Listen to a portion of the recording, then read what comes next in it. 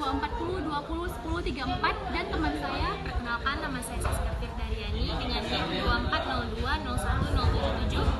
Saya Siti Nuraini dengan NIM 24020101. Saya Husniati dengan NIM 2402010111. Dengan saya Maya Lestari dengan NIM 2402010155. Ini langsung saja kami akan mempraktekkan apa saja yang sudah kami pelajari.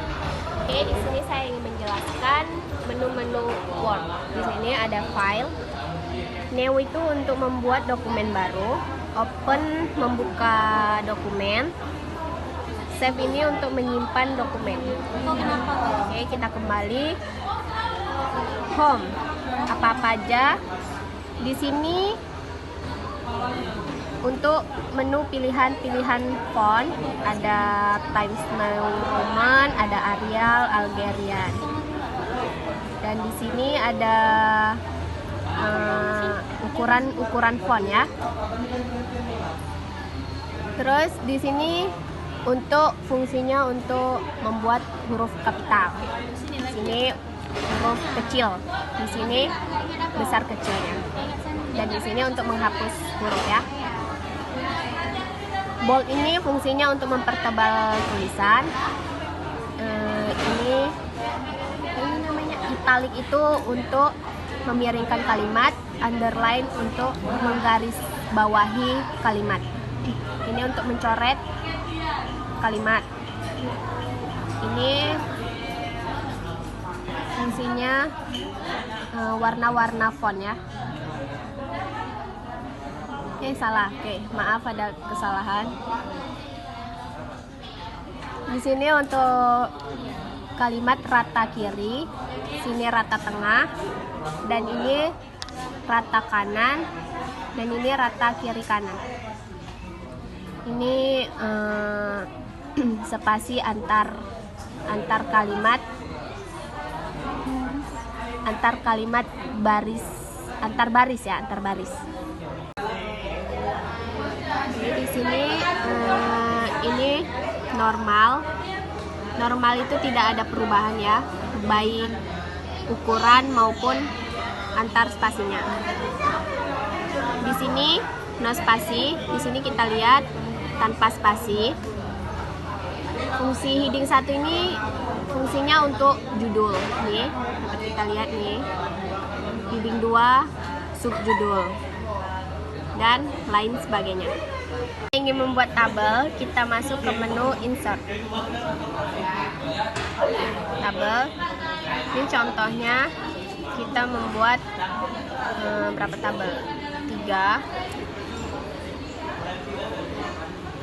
Oke. Misalnya membuat tabel harga. Tabel harga ya. Jeruk 1 kilo harganya misalkan 20.000.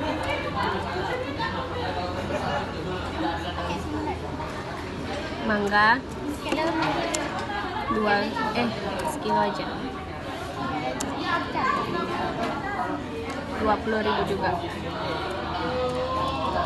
dan seterusnya.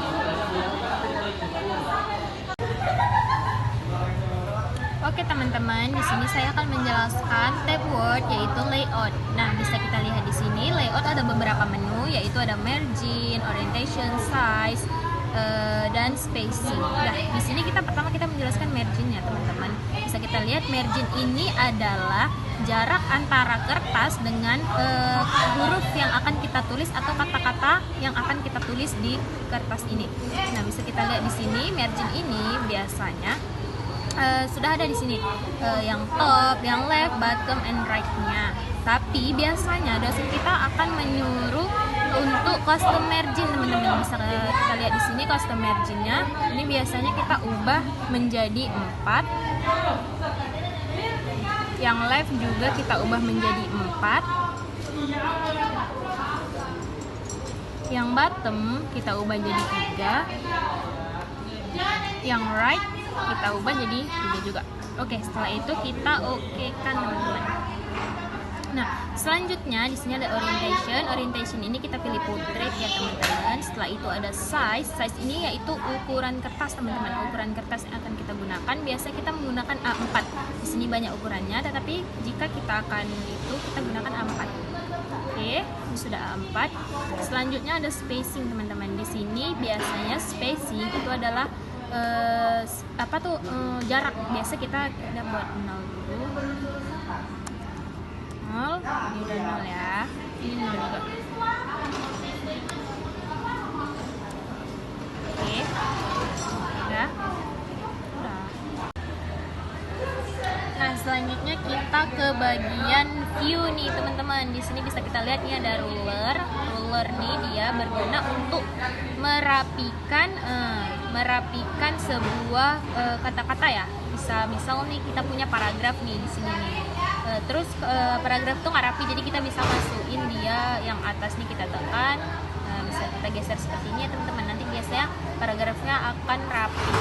Biasa kalau untuk paragraf dia ada di titik 1,5. Oke, selanjutnya di sini ada grid lines. Nah, grid lines ini biasa untuk kita buat grafik yang butuh kotak-kotak gitu ya. Nah, gitu. Selanjutnya ada navigation. Navigation pen ini adalah untuk melihat apa yang sudah kita buat di bab apa yang sudah kita buat, kita bisa lihat di navigation pen ini teman-teman. Oke. Sini kita akan membuat penomoran pada skripsi atau makalah secara otomatis. Pertama kita ke ini, terus kita pilih define new multi-level list. Nah, yang pertama kita pilih heading 1, terus kita ketik bab ini.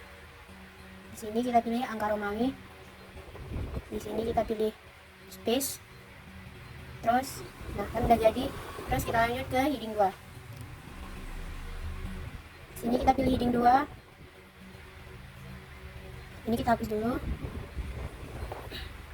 kita pilih level 1, kita titik, di sini kita pilih angka 1, 2, 3. Di sini kita pilih noting. Terus di sini kita checklist di legal style numbering. Nah, sudah. Terus kita lanjut ke heading 3. Heading 3 sama juga. Di sini kita pilih heading 3. Di sini kita hapus dulu. Kita pilih level 1 titik. Terus kita pilih level 2. Terus di sini kita pilih angka ini juga. Maaf ya, di sini harus kita titik dulu. Baru kita pilih nih, angka 1, 2, 3. Kalau bisa ya. Di sini kita pilih level 2. Terus kita titik, kita pilih ini. Terus di sini kita pilih noting. Sini kita checklist legal. Nah, sudah bisa kan? Kita tekan OK. Di sini kita ambil di heading 1, muncul bab 1, terus kalau masuk babnya kita pilih heading 2. Nah, kalau masuk bab satunya lagi kita pilih heading 3. Nah, kan akan muncul secara otomatis. Nah, beginilah cara membuat subbab pada skripsi atau makalah secara otomatis. 3. Nah, di sini kita akan mempelajari cara membuat kop surat ya. Pertama-tama kita ketik dulu Universitas Samudra Fakultas Ekonomi dan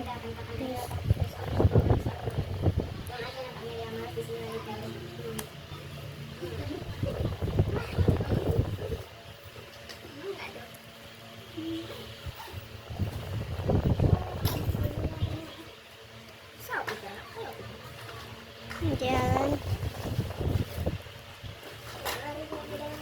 Nah, di sini kita pilih rata di tengah ya.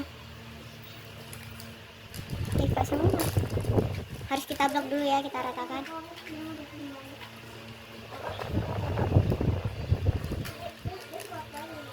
Nah, kita ratakan ke tengah. Habis itu kita pilih di insert, kita pilih shape, kita pilih garis nih, terus kita shift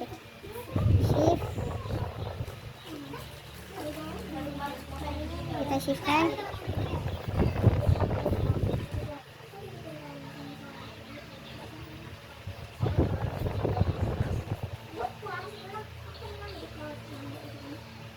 Nah, di sini kita pilih garisnya yang tebal. Di sini. Di sini kita pilih yang ini, yang tebal. Terus kita buat,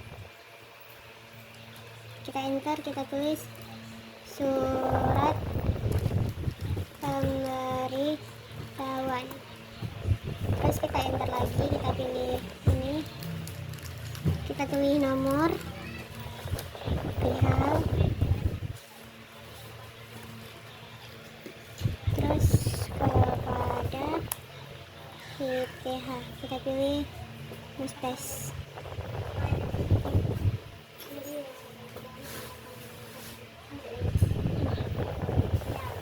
Terus kita tulis dengan hormat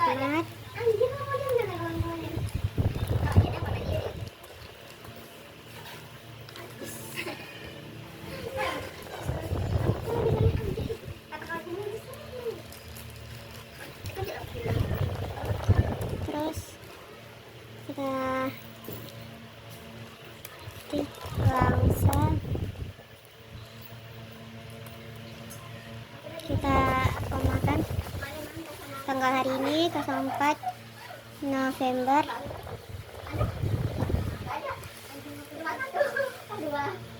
November 2024.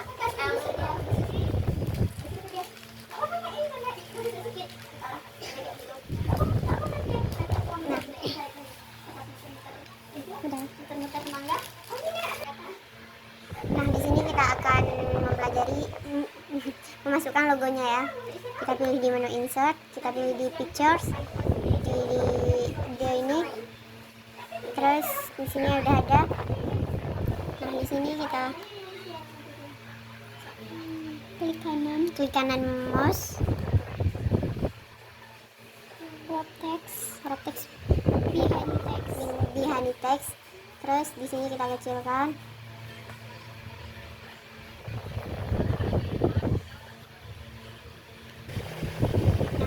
Di sini kita sesuaikan ya.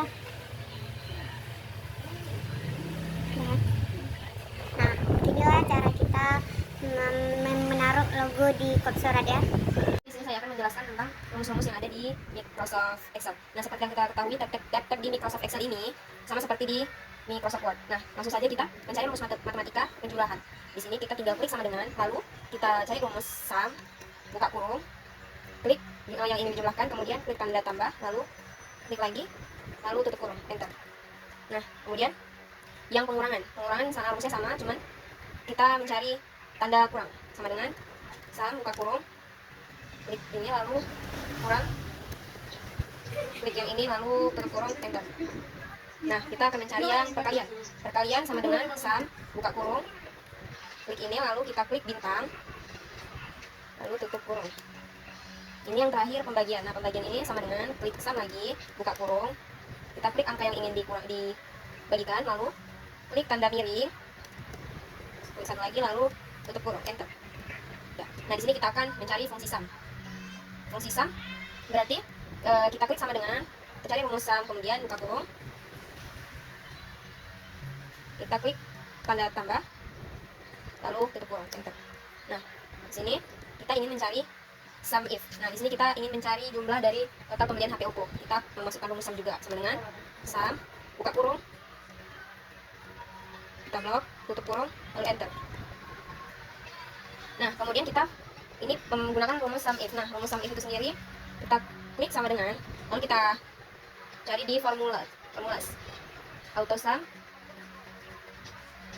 if. Oke. Lalu kita blok dari B6 sampai B10, lalu kita klik titik koma, kita blok lagi dari C6 sampai C10, lalu tutup kurung, F. Buka kurung, kita klik apa yang ingin kita cari. Di sini Oppo Reno 4F. Tutup tanda petik. Kemudian kita klik titik koma, lalu kita blok yang C6 sampai C10. Nah, di sini kita lihat sendiri bagaimana cara mencari sum if. Kita klik auto sum, kemudian kita cari sum if. Range-nya yaitu kita blok B6 sampai B10. Kriterianya Oppo Reno 4F. Sum range-nya dari C6 sampai C10.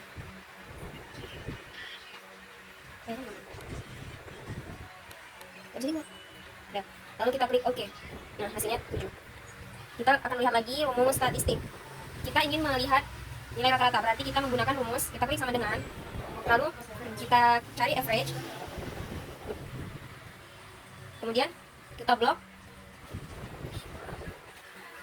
lalu kita tutup kurung, kita enter. Kemudian kita ingin mencari nilai tertinggi, itu rumusnya sama dengan max, buka kurung, kita enter E5 sampai E10, lalu kita tutup kurung, enter. Dan di sini kita akan mencari nilai terendah. Nilai terendah yaitu sama dengan min, buka kurung, kita enter dari E5 sampai E10.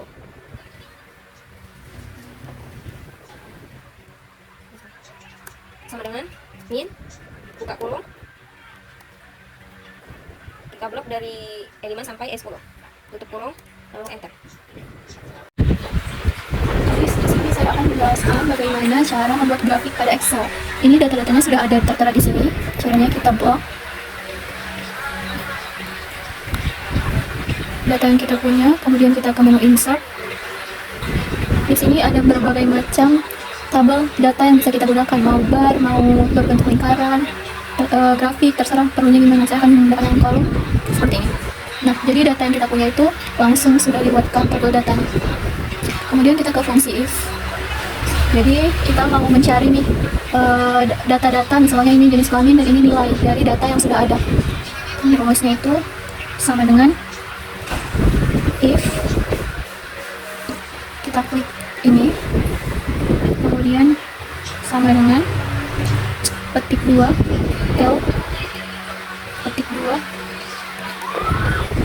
petik koma, petik 2, laki, petik 2, titik koma, petik 2 lagi, perempuan, petik 2 lagi, titik kurung, enter. Maka datanya otomatis terbaca di sini. Nah, seperti ini. Kemudian jika kita ingin mencari nilai, rumusnya sama dengan if, klik nilai yang sudah ada, titik 2, D2 lebih besar, sama dengan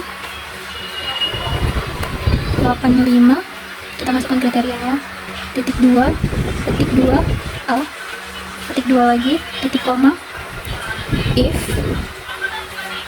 kita blok lagi yang ini, lebih besar sama dengan 75, titik koma, maka dia B, caranya petik 2, B petik 2, titik koma, if,